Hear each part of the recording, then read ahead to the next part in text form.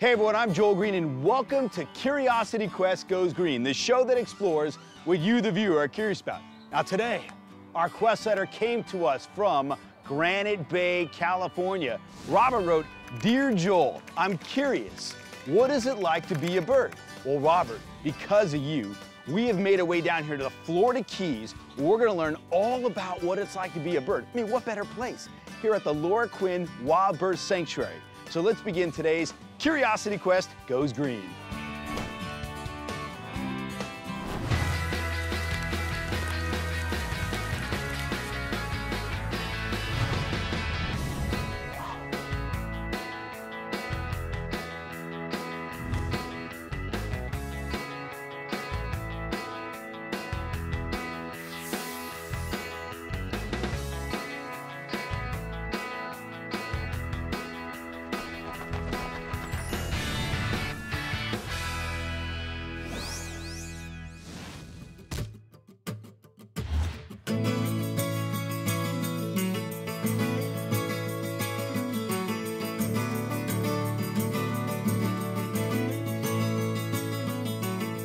We're down here in Tavernier, and I'm here with Joan Schultz. Joan, tell us about this. It's like majestic.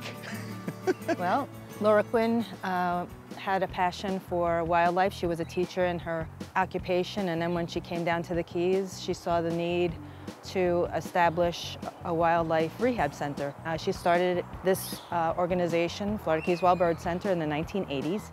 She passed away 2 years ago, but we're continuing with her mission to keep, you know, this place really going. What's the ultimate goal here? Yeah, our mission is to rescue, rehabilitate, and release native and wild migratory birds. One of the things I want to ask real quick about releasing, how often do you release the birds back into the wild?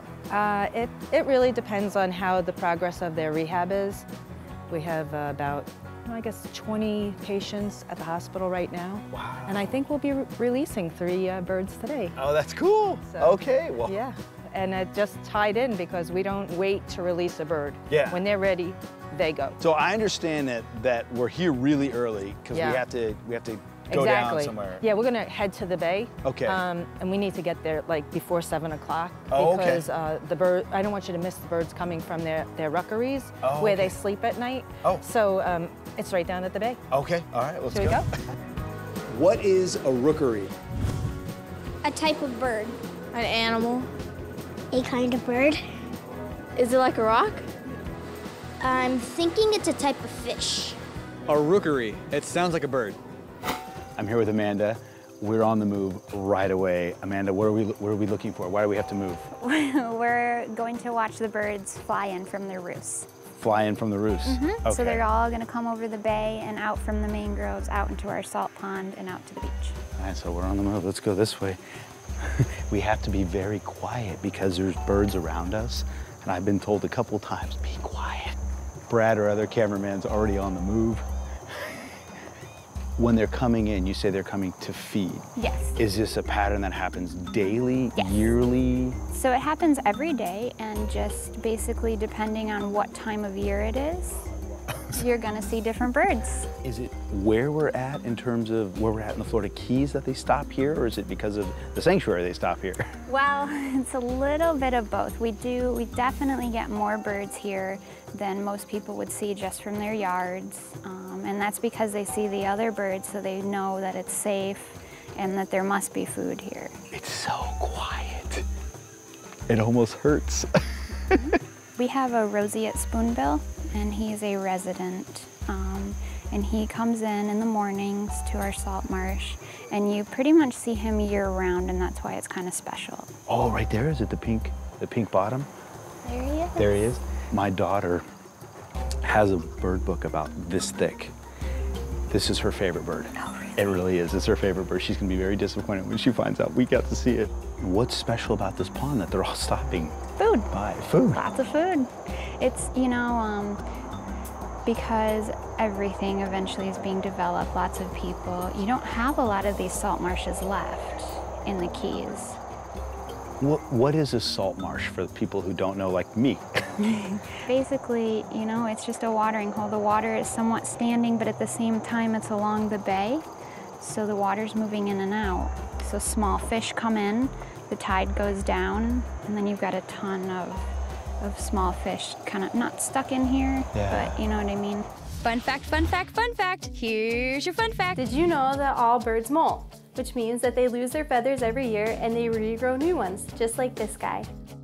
We're up on, you said there's a pontoon boat? It was a pontoon boat at one time, yes. Oh yeah, look at that right over the tree. What is this flying right behind us here? That is a white ibis. And I see several other birds in the sky, but I don't know if they're coming or going. Kind of a little bit of both. Some come in and, you know, stay here and feed, and then others fly off to other feeding spots, and they roost here at night. What do you mean by roost? Sleep. They sleep? Just chill, huh? It's a place where they hang out at night. What are these birds off this side? Those are great egrets, and they're a large wading bird. When you say a wading bird? See how they're kind of wading through the water, and the way that they catch their fish is they'll actually stab their beak down and grab them. Who do we have joining the party over here? That's a pelican.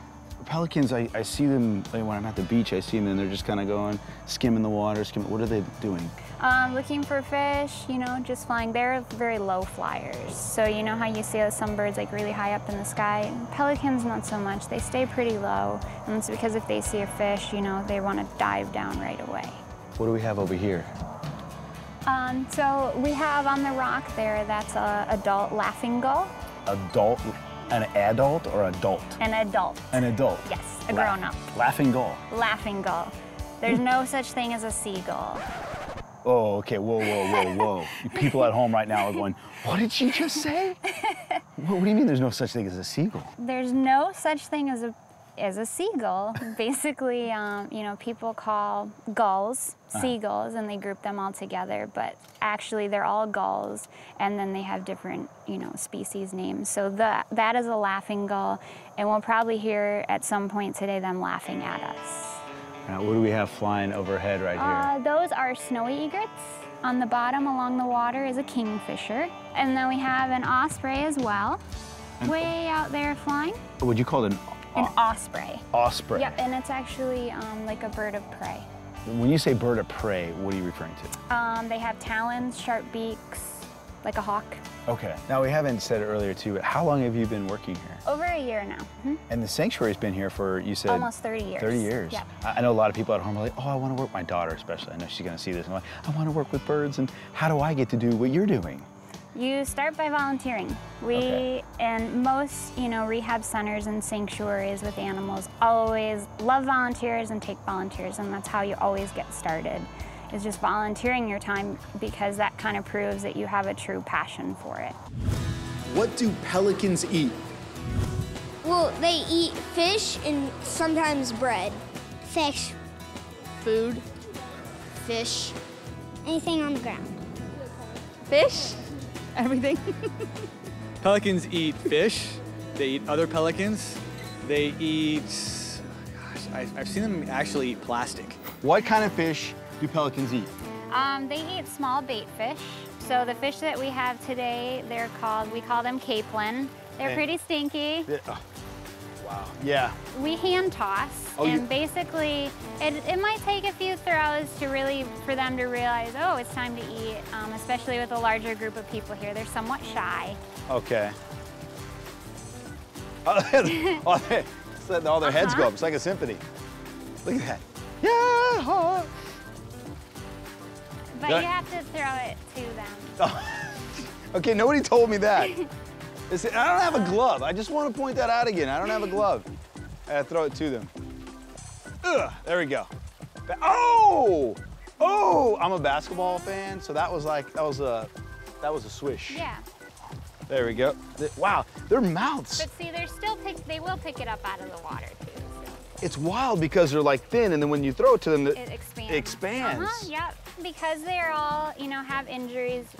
You know, the sanctuary staff has to be very aware of the birds. Some of them have bad vision. Some of them only have one good eye. So again, you have to be, you know, really careful. You got to make sure everyone is eating okay. And well, obviously, I'm having a good time tossing fish in their mouths. you're observing at the same time. Exactly, and you have to pay very good attention to detail with these guys. And it's weird, they don't really eat straight on. It's kind of The sideways. it's like a sideways thing there. And you threw some of that fish juice on me too, which is, actually it's not bad. It's not bad, no, that's okay.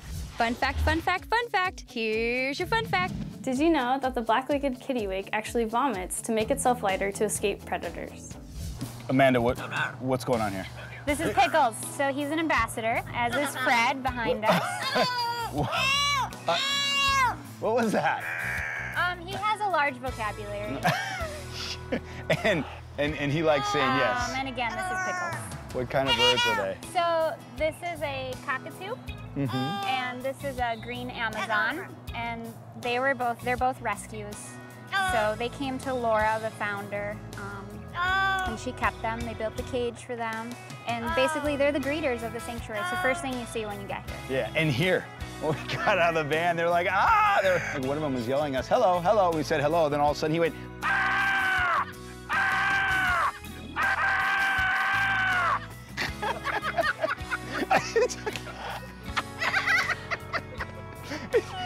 You think this is funny? Why are you upside down? He can also bark like a dog, meow like a cat. Is he?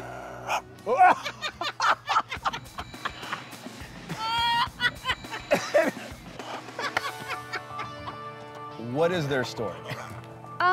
Well, basically, you know, they're parrots. People get parrots, and although we think it's funny right now, it's not so funny when you have them in your house and they're screaming and yelling and whatnot. Yeah. Also, they live to be very, very old. I mean, these are the kind of birds you have to put in your will. How old are we talking? 60, 70 years old. 60, 70 years old. Wow. So this, I guess you're right. We're laughing, we're having a good time. But if this were happening in your house all day long, right, it would get a little. So you ended up with Pickles and Fred. Yeah. Why? Basically, people just came to Laura, and they wanted to, you know, they loved these parrots. These were their babies, so they didn't just want to, you know, give them up. And I'm sure it was a very hard decision for them, but they knew Laura would take very good care of them. Sure, so we're gonna meet some more of the birds. Yeah, definitely. All right, cool. Give me your best bird call. Ready, go.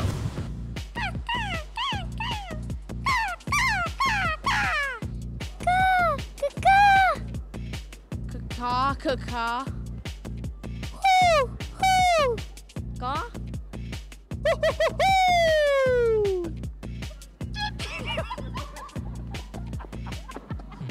Wait. What was that? Wait, come on back here. Wait. Oh my God. What was it? Go ahead, go. So you have several enclosures, and who do we have in this one? So these are our broadwing hawks, and there are 2 of them in there, and they're both permanently injured. One has an injured eye, and the other one has an injured wing. And basically, you know, they wouldn't survive in the wild. They eat live food. They have to be, you know, spot on when they're getting their food, and they wouldn't be able to do it. When is the point where you decide to build an enclosure just for a bird or 2 birds versus having a larger enclosure like the ones we were in earlier?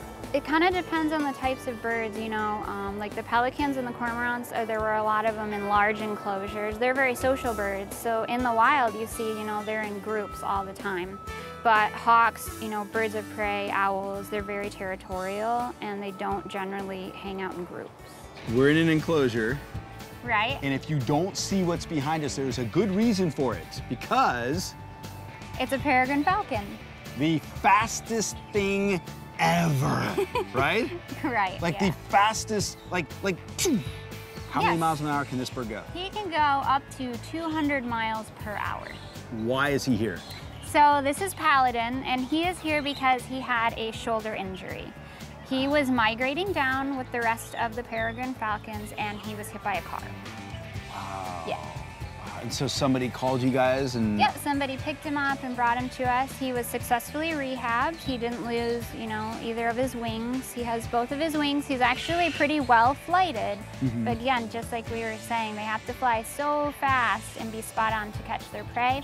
It wouldn't work out for him. How do you know he's not going to be able to get top speed Well, I mean, we have flight cages to test that. We can do X-rays, you know. Okay. Even with him, if you really watch, he has one wing is just a little off. A little And off. that's all it takes. All right. Let's go meet a couple of the other birds. Okay. We're in another enclosure, and we're here with An owl. an owl. So who are we looking at? This is Barta. Barta. And Barta, yes. I saw Bart on the. It started off as Bart, Oh, okay. although we're pretty sure that it's a female. Okay. So we had a mislabel at one point. Correct. We just added an A. Fine. And it's She's good. okay with it. All right. So why is Barta here? She actually has a bad beak. Instead of the beak growing like this, it's